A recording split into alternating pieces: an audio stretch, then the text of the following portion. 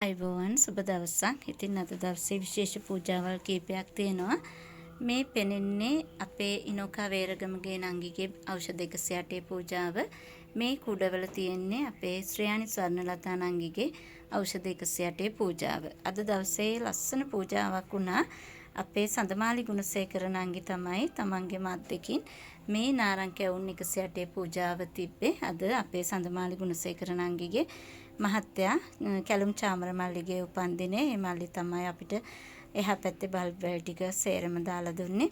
ඒ වගේම අපේ ශාන්ති කොතලාවල අක්කා අද උදේම මාස්මෙලෝස් 108 පූජාවක් තිබ්බා.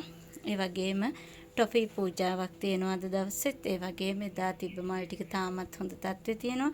මේ ලස්සන මල් පූජාව අද අපේ ගෙවල් ළඟ ඇන්ටි කෙනෙක්, ඇත්තට මෙයා මෙතන ගැන මොනවත්ම දන්නේ නැති කෙනෙක්. ඒ වුණත් බලන්න මන් තියෙන විදිහටම සරසලා තියලා තියෙනවා මේ මල් ටික. මට හරිම සතුටක් හිතුණා.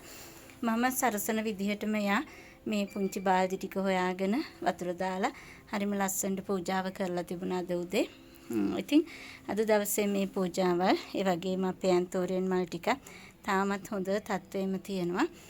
මේ සියලු පූජාවන් දැක බලාගත්ත ඕගොල්ලන්ගේ අනාගතය ප්‍රාර්ථනා කරන සියලු දේ ආකාරයෙන් ඉෂ්ට වේවා.